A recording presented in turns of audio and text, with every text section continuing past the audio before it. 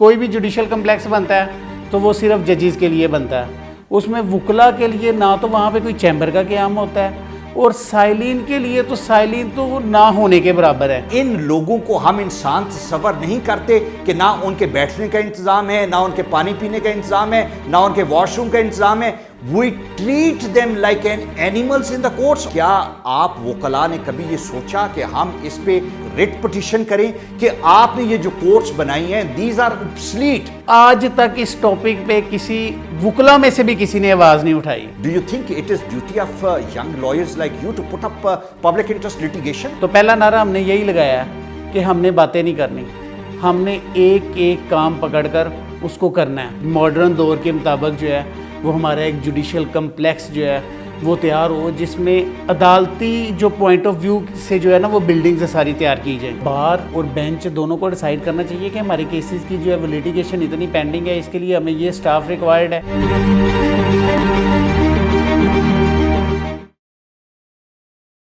हमारी अदालतों के निज़ाम में हम देखें तो तीन चीज़ें बहुत इंपॉर्टेंट हैं। हम अक्सर ये बात करते हैं कि हमारा बैकलॉग बहुत ज़्यादा है, केसेस के फैसले नहीं आते, जुडिशरी से लोगों को गिले शिकवे हैं, लेकिन जो इंफ्रास्ट्रक्चर है दैट इज़ वेरी इंपॉर्टेंट कि हम उसका ख्याल करें कि वहाँ पे जजेस मौजूद हैं, जजेस के साथ वकला मौजूद हैं, और इन दोनों के साथ सबसे इंपॉर्टेंट बात साइलिन है। वो लोग जिन्हें ज़िंदगी में अदरवाइज बहुत तकालीफ हैं और उनको रिजॉल्व करने के लिए वो कोर्ट्स में आते हैं। क्या कभी हमने उनका ख्याल किया? ये सब मिलके एक इन्वायरमेंट क्रिएट करते हैं। उन कोर्ट्स का इंफ्रास्ट्रक्चर, उसकी इन्वायरमेंट मुझे आज ये डिस्कस करना है, और इसके लिए आई थॉट कि I should have somebody from young lot जिसको बहुत काम करना पड़ता है इन एरियाज में और भाग दौड़े, और उनके शिकायत क्या हैं इसको डिटेल में डिस्कस करने के लिए मेरे साथ हैं Shakar Ali Chahil. Shakar, thank you very much for your time. मैं जो फैक्ट्स हैं उनको जानना चाह रहा था, ग्राउंड रियलिटीज़ हैं उसको जानना चाह रहा था। Let's start from the people who come there as a victim, जिनके केसेस होते हैं जिन्हें हम साइलिन कहते हैं। मुझे ये बताएं कि एक सर्वे ये है कि लाहौर के अंदर रोज़ाना 80,000 के करीब लोग जो हैं वो कोर्ट्स के अंदर आते हैं। क्या इन लोगों को हम इंसान तस्वर नहीं करते कि ना उनके बैठने का इंतज़ाम है, ना उनके पानी पीने का इंतज़ाम है, ना उनके वॉशरूम का इंतज़ाम है? We treat them like an animals in the courts. और ये लाहौर नहीं, पूरे पंजाब और पाकिस्तान की कोर्ट्स का यही हाल है। अस्सलाम वालेकुम। मैं बहुत बहुत मशकूर हूँ आपका कि आपने मुझे आज इस टॉपिक के लिए यहाँ पे इनवाइट किया। इसमें सिर्फ सबसे ज़्यादा जो मसला है वो लाहौर का है। दूसरे शहरों में जो न्यू जुडिशल कम्प्लेक्स बने हैं वो अब इतने वसी और उनमें इतने इंतज़ाम हैं कि वहाँ पे साइलिन और वकला सारे बड़े इजीली जो है वो सर्वाइव कर रहे हैं। अब लाहौर क्योंकि एक हब भी है और एशिया की सबसे बड़ी बार भी है, तो इसमें डेली जो लिटिगेंट आ रहे हैं और उनके साथ जो वकला हैं और जो अदालतों का निज़ाम है उसमें इंफ्रास्ट्रक्चर जो है वो कोर्ट्स का वो उसके मुताबिक नहीं है। जैसे हम कोई भी अगर घर डिज़ाइन करते हैं तो उस घर के लिए कुछ रिक्वायरमेंट्स होती हैं कि वहाँ पे ड्राइंग रूम चाहिए, लॉन चाहिए, उसमें बेडरूम चाहिए, उसमें गेस्ट के लिए रूम चाहिए, जो आज मॉडर्न दौर के जो है वो सारा सिस्टम चल रहा है। लेकिन हमारे कोर्ट में जो वकला और साइलिन है उनको तो बिल्कुल माइनस ही कर दिया गया है। कोई भी जुडिशल कम्प्लेक्स बनता है तो वो सिर्फ जजेस के लिए बनता है। उसमें वकला के लिए ना तो वहाँ पे कोई चैम्बर का क़याम होता है, और साइलिन के लिए तो साइलिन तो ना होने के बराबर है कि उनके बैठने का कोई प्रॉपर इंतज़ाम नहीं है, उनके पीने का जो साफ़ पानी है उसका प्रॉपर इंतज़ाम नहीं। कैंटीनों का हाल अगर देखा जाए तो वो 3rd क्लास से भी ऊपर के लेवल का है कि इन चीज़ों को मेंटेन करने के लिए भी अब हमें जो लाहौर में जो इस सारे इंफ्रास्ट्रक्चर में जो प्रॉब्लम्स आ रही हैं उसमें यह है कि हमें प्रॉपर अदालतें जो हैं वो भी प्रॉपर मुहैया नहीं की गई। ये डिबेट लंबी है, इस पे मैं आता हूं, लेकिन मुझे प्लीज़ ये जानना है आपसे कि इतना लंबा नंबर जो साइलिन का हम बताते हैं, और आपने बड़ी अच्छी मिसाल दी कि जब घर आप बनाते हो तो आपको एक गेस्ट रूम रखते हो कि मेरा मेहमान आएगा तो उसको मैंने यहाँ पे ठहराना है, यहाँ पे बिठाना है। जो हमारे साइलिन हैं उनके बैठने, उनको पानी पीने के लिए, उनको अदालतों में कोई ज़ीरो इंतज़ाम नहीं। क्या आप वकला ने कभी ये सोचा कि हम इस पे कोई खुद इनिशिएटिव लें, हम अदालतों में जाएं, हम रिट पिटीशन करें कि आपने ये जो कोर्ट्स बनाई हैं, दीज आर ऑब्सलीट, आपको यहां से निकलने की जरूरत है। जो लोग यहां पे आते हैं, आप जज सेंट्रिक नहीं हो सकते, आपको क्लाइंट सेंट्रिक होना चाहिए। वकला के लिए तो फिर भी चेंबर मौजूद है, इन बेचारों के लिए तो बैटरी की जगह नहीं। Do you think it is duty of young lawyers like you to put up public interest litigation? ये इसके लिए मैंने जो सबसे पहले है वो आपके चैनल का आज सहारा लिया है कि मैंने यहाँ से अपनी आवाज़ को बुलंद करना है, और इंशाल्लाह ताला इसको मैं हर फोरम पे जो है वो लेके जाऊँगा, और इसको गवर्नमेंट की तरफ इंशाल्लाह अल्लाह पाक ने इज़्ज़त दी तो चीफ़ साहब से जो है वो मिलके इसके ऊपर पूरी मीटिंग करेंगे, और ये नहीं कहेंगे कि ये ऐसे कर दें ऐसे, उनको पूरा एक प्लान देंगे कि हमारी कोर्ट सिस्टम जो है उसमें वकला के लिए, साइलिन के लिए और जजेस के लिए भी अभी तक पूरा इंतज़ाम नहीं है। यानी अदालतें जो हैं, अभी हमारे पास अदालतों की पूरी जो है वो सिटिंग प्लेसेस नहीं, अदालतें भी पूरी नहीं हैं।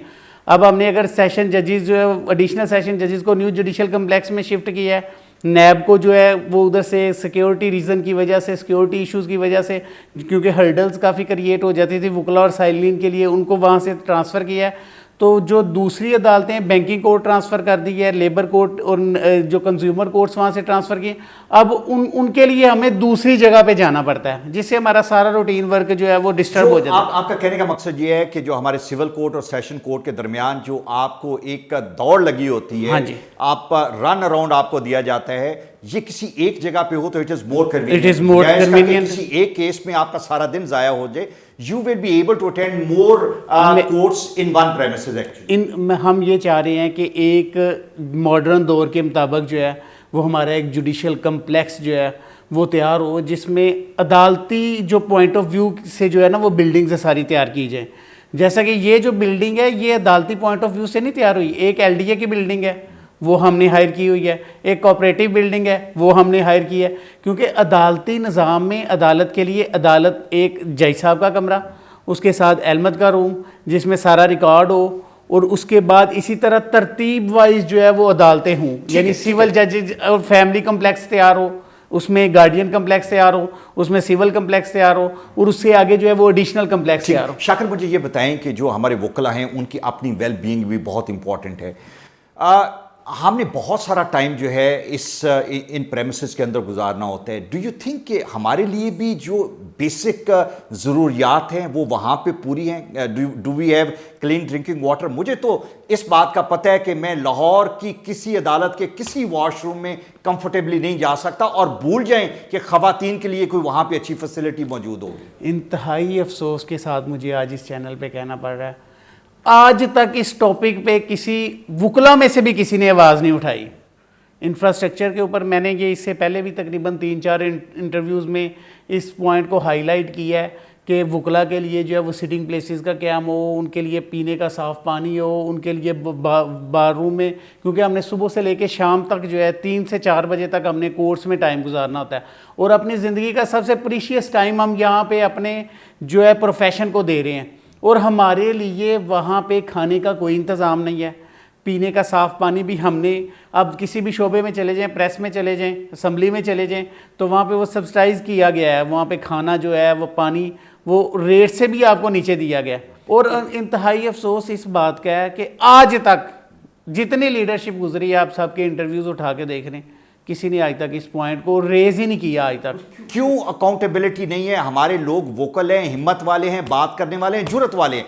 आप जैसे यंगस्टर्स क्यों इनको खड़े करके नहीं पूछते कि 1 साल पहले तो ये नारा लगाया था, क्यों नहीं किया? क्या है हमारे अंदर, किस what is holding us back? Sir, ये हमने अब इंशाल्लाह ताला जुर्रत की है, और हमने ये स्टेप जब लिया है सियासत में आने का, तो हमने सबसे पहले नारा यही लगाया। सियासत में आने का जो हमने स्टेप लिया, हम इलेक्शन में आ गए ना, बाहर पॉलिटिक्स में आ गए, तो पहला नारा हमने यही लगाया है कि हमने बातें नहीं करनी, हमने एक एक काम पकड़कर उसको करना है। उसके लिए हमें जिस फॉरम पर भी जाना पड़ा हम उस फॉरम पर जाएंगे। ठीक है। उसके बाद रिजल्ट जो अल्लाह ताला की जाती है। शाकिर, मुझे ये बताएं कि जब पेरेंट्स अपने बच्चों को किसी एक पर्टिकुलर प्रोफेशन में लेके जाना चाहते हैं, या बच्ची उस प्रोफेशन में आना चाहते हैं, तो उसकी वो वर्किंग इन्वायरमेंट जो उसको वो देखते हैं।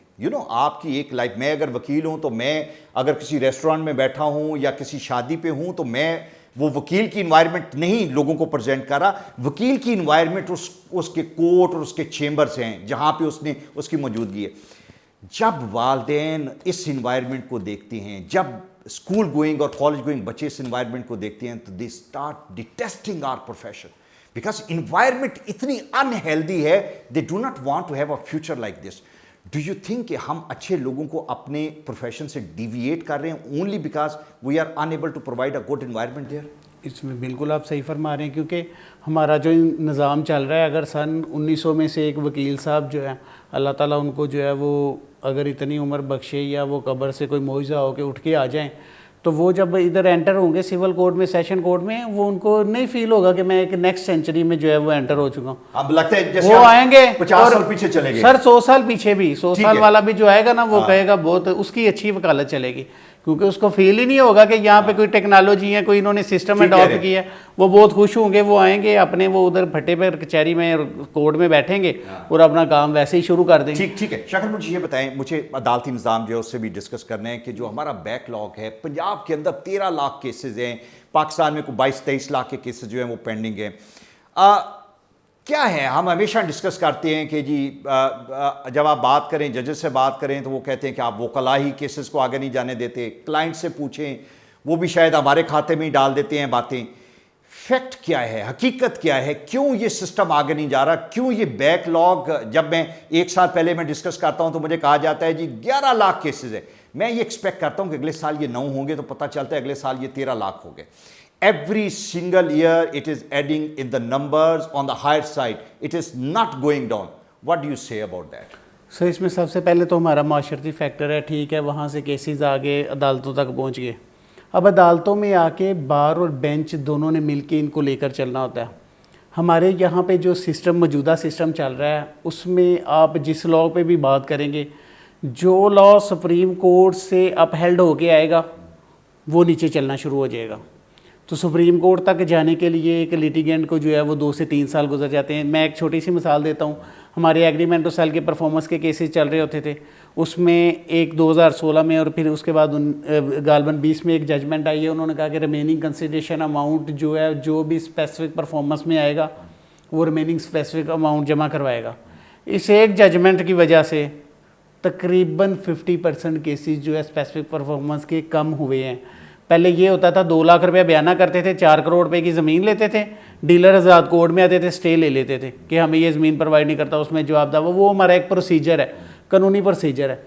लेकिन उसमें भी जो डिले इंफ्रास्ट्रक्चर, उसमें भी बड़ा इंपॉर्टेंट है कि जब कोई जज साहब चेंज होते हैं, चौथे दिन कोई ना कोई अदालत चेंज कर देते हैं, रिकॉर्ड इधर से उठाया दूसरी अदालत में लेके, जजेस के ट्रांसफ़र होते रहते हैं एक कोर्ट से दूसरे को आने में, समझने में। अगर कोड नंबरिंग के साथ केसेस चलेंगे, यानी 7 नंबर कोर्ट के जज साहब जो है वो ट्रांसफ़र हुए हैं, तो अगले दिन ही 7 नंबर कोर्ट में दूसरे जज साहब आ गए और प्रोसीडिंग वहाँ से स्टार्ट हो जाएगी। ये इसमें अब हमारा एक प्रोसीजर जो है फ्लॉ है कि प्रोसीजर में बड़ी चीज़ें हैं, कानून में लिखी हुई हैं, कानून में लिखा हुआ है कि जवाब दावा जो है वो 30 डेज़ में देना है। तो जो अब 30 डेज़ में नहीं देते, तो इधर जो है वो केसेस चल रहे होते हैं 100 से अबव, ऑर्डर चल रहे होते हैं स्टीरियोटाइप, उनमें राइट क्लोज करें, हाई कोर्ट में जाएं, वो हाई कोर्ट में भी राइट क्लोज करें कि सफिशिएंट रीजंस इनको दी गई हैं। ठीक है, जब ऑर्डर अपहेल्ड होंगे, लॉ अपग्रेड होगा, डिसीजंस में भी जो है वो रैपिडली वो डिसाइड होंगे। आपने लॉ को अपग्रेड होने की बात की, सीपीसी में अमेंडमेंट है, हम लोग खुद उसमें बहुत बड़ी रुकावट बन रहे हैं। व्हाट यू से, क्या वजह है, क्यों नहीं हम चाह रहे कि ये चीज़ें जो हैं ये प्रोग्रेसिव अंदाज में आगे बढ़े? सीपीसी में अगर हमारे जितने वकला प्रैक्टिसिंग लॉयर्स हैं, उनमें किसी से भी आप डिस्कस कर ले, जितनी सीपीसी में अमेंडमेंट्स आई थी वो तकरीबन हमारे प्रोसीजर फ्लॉज को उन्होंने जो है वो कवर किया था कि स्पीडीली जो है वो जस्टिस के लिए, ठीक है, उसको अब हाई कोर्ट ने जो है वो हमारे member Punjab bar council Ahmed Qayyum sahab हैं, उन्होंने रिट फाइल करके वो सस्पेंड अभी तक हुआ है। तो ये चीज़ें प्रोसीजर जो है वो कानून के मुताबिक उनको जो है वो डिसाइड होना चाहिए सारी चीज़ों को। जो प्रॉपर प्रोसीजर है बिल का, लॉ पार्लियामेंट में प्रॉपर उसमें जो है वकला के साथ मुशावरत, यानी कोई भी, क्योंकि सिस्टम में हम हैं, हम सिस्टम को चला रहे हैं साथ, तो हमारी मुशावरत और जो लोग ऊपर आला जो ऑफिशियल्स और जो लोग इसमें से गुजरे हुए हैं सबको बिठा के उसमें मुशावरत के साथ जो है कानून साजी उसमें सारी ठीक होनी है, ठीक है। चाहिए। शाकिर मुझे ये बताएं, हम इंफ्रास्ट्रक्चर की बात कर रहे हैं, जजेस एक जगह से दूसरी जगह पे उनकी पोस्टिंग हो जाती है, जो रैकेट है, जो रैकेट रूम है, मुझे लगता है यहाँ पे भी पटवारी सिस्टम है कि जिस तरह एक पटवारी के पास जाएं तो पटवारी साहब तो मौजूद होते हैं, उनके साथ 4 अनऑफिशियल पटवारी होते हैं। इसी तरह हमारा एहलमंद जो अदालत में है उसके कुछ 4-5 प्राइवेट एहलमंद मौजूद होते हैं। एक तो वो तनख्वाहें उनकी कहाँ से देते हैं, सबको पता है कि ये 5-5 एहलमंद इसके साथ जो है प्राइवेट कैपेसिटी में काम करें।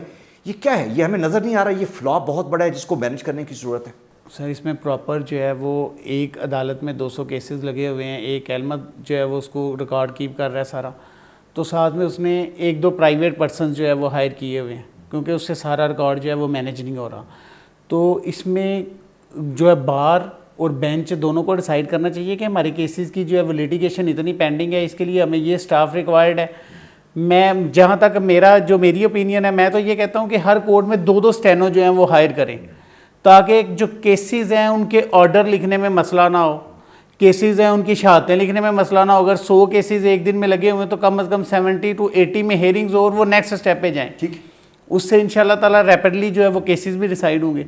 तो ये बार और बेंच दोनों ने मिलकर देखना होता है, लेकिन इसके ऊपर अभी तक जो है वो कोई मुशावरत नहीं और किसी किस्म का हमें नज़र नहीं आया कि बार ने और बेंच ने बैठ के की चीज़ें डिसाइड की हूँ कि इनको ऐसे कर लेते। Thank you very much Shakir, बहुत शुक्रिया।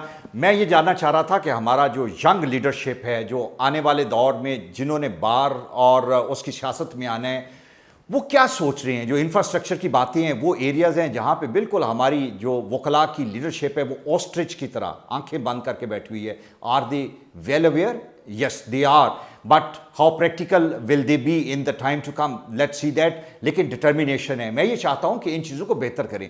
जब आपकी वर्किंग इन्वायरमेंट बेहतर होगी तो result will be much improved. Reason being कि आपने एक हेल्दी इन्वायरमेंट में काम किया और healthy environment always lead to better results. Thank you.